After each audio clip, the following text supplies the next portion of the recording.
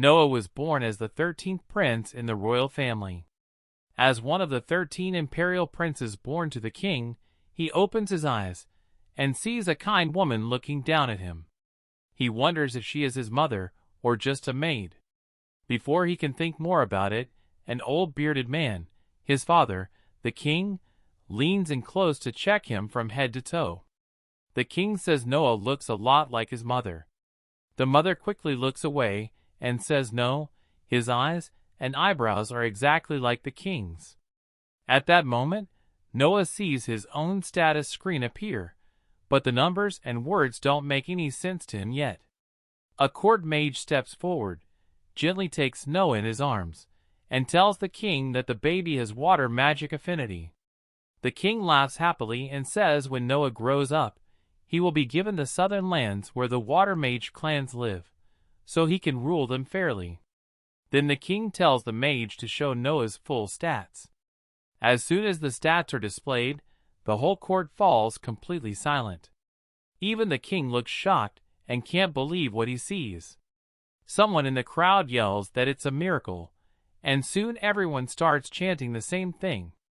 Noah gets confused, so he checks his own status again. He realizes he has the stats of an SS rank water mage, something impossible, especially at birth. 6 years pass. Noah grows into a healthy 6-year-old boy. He learns about the kingdom of mirrors, which his father rules. The kingdom has enjoyed peace for many decades with no wars. The people live calmly. The king is loved by everyone, and his sons are admired by commoners and nobles alike.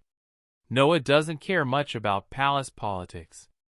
In these 6 years, he discovers a secret ability no one knows about. He can absorb XP from his subordinates.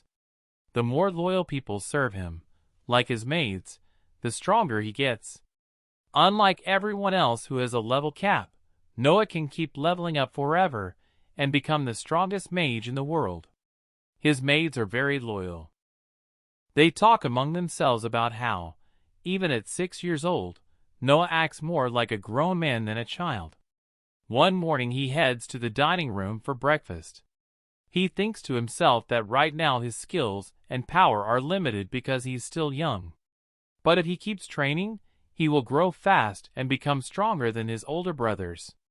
His thinking stops when a beautiful maid named Evelyn comes to him. She says the crown prince and the 4th prince have come to visit. Noah quickly finishes eating. Even though they are his brothers, he can't keep the crown prince, the future king, waiting. He goes to the guest room, drops to one knee, and greets his older brothers, Crown Prince Albert and 4th Prince Henry. Albert looks at him with cold eyes and asks why he took so long. Henry greets him more kindly and says Noah is growing into a very polite young man. Albert says Noah could be a great chancellor someday.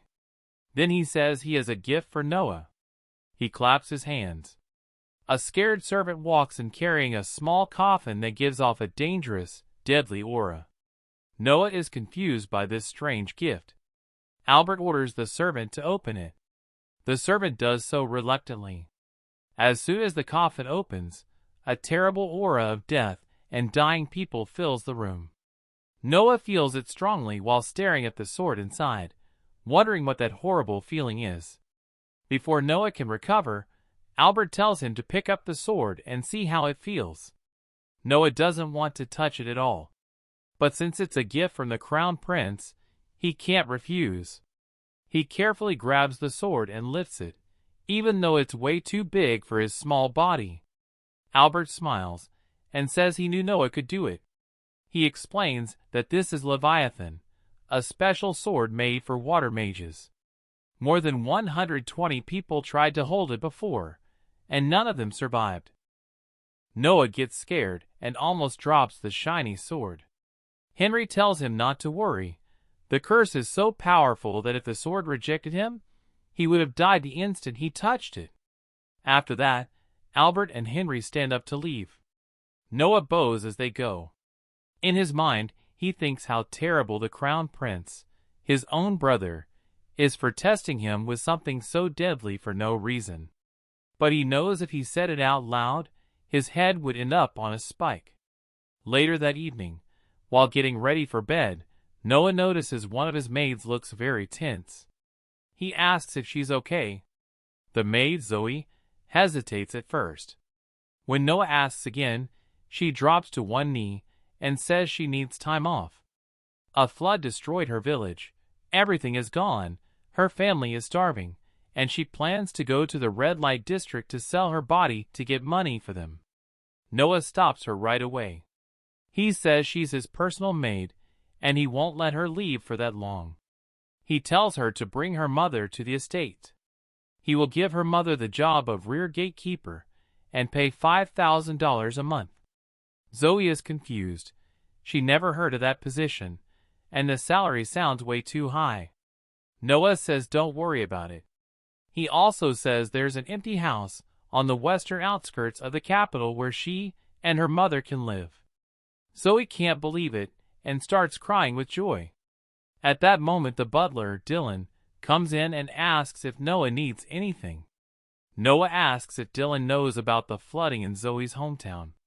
He tells Dylan to buy as much land as possible in that area. Dylan says that would be a bad investment because of the damage. Noah explains they have to protect the people there. If they don't step in, bad people will take the land and start squatting on it. Dylan is shocked. Noah asks what's wrong. Dylan says he's just surprised how well Noah is handling everything, like someone with years of experience, even though he's never dealt with something like this before. Noah thinks to himself that in his previous life he saw plenty of destruction, but he can't tell anyone that. Dylan says the land will cost about $70 million. Zoe is stunned. Noah knows it's a huge amount. His retainers are around $80,000 a year total. He has about $50 million from taxes and gifts from his brothers, which leaves $20 million short. He asks Dylan about the land they own south of the capital. He says they will have to sell it. Dylan is shocked and says no, that land was a gift from the king himself. Selling it would be extremely rude to the imperial family. Noah says don't worry, he'll talk to his father later. He says nobles have a duty to sacrifice for the peace and happiness of their people. Also, when a noble acts like a martyr, the public loves them, and that could be useful later. Dylan bows and says he'll take care of everything, then leaves to start the preparations.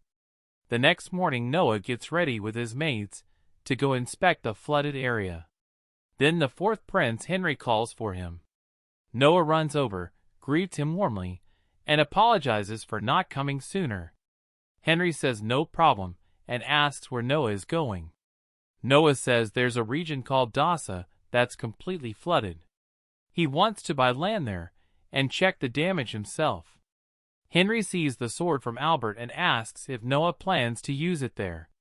Noah says he's bringing it just in case, but he hasn't felt anything different since he first touched it. Henry pulls Noah aside, away from others. He says he was worried about Albert's sudden gift, so he looked into the sword.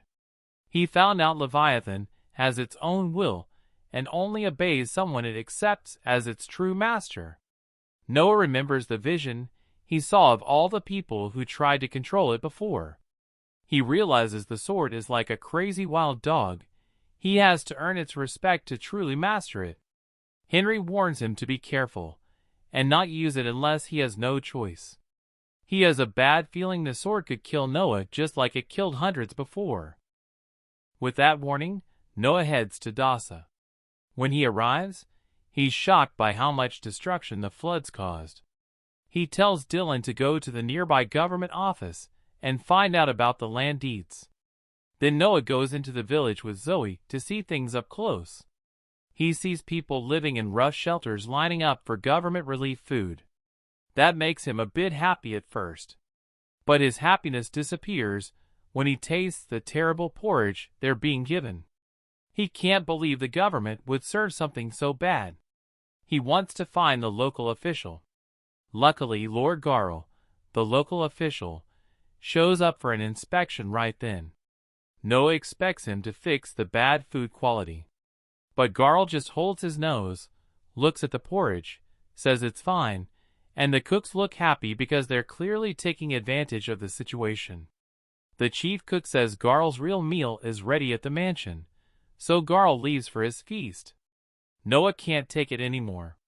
He steps forward and calls Garl a corrupt little bastard with a tiny peepee. That hits Garl's ego hard. Garl immediately pulls his sword on the young prince. Noah calls for Leviathan, the sword Albert gave him, hoping it will help him win. The sword flies straight to him. At first, he thinks it will listen easily, but then he feels its real power. It resists him hard and burns him with a dark, evil aura. Noah refuses to give up. He fights the resistance and finally overcomes it, taking full control of the legendary sword. Now that he has it, Garl stands no chance. Noah easily blocks the attack and decides that stealing from people during a disaster deserves death. With one fast swing, he cuts Garl's head clean off. Everyone around is shocked. The guards rush in to surround him. It looks like they will kill him.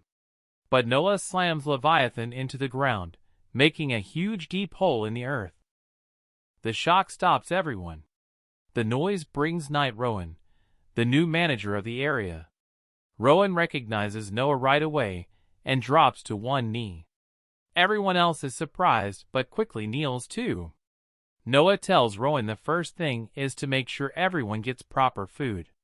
Rowan apologizes for not handling it and starts fixing it immediately. Later, Noah is called back to the capital by his father. He expects to be punished for killing Garl, but the king praises him instead for making the right choice in the moment. The king checks Noah's stats again and sees they have grown even more since last time. The king thanks Noah for his help and says he will need Noah to keep helping him rule the kingdom. Thanks for watching. Subscribe to Ani Recap for more anime recaps.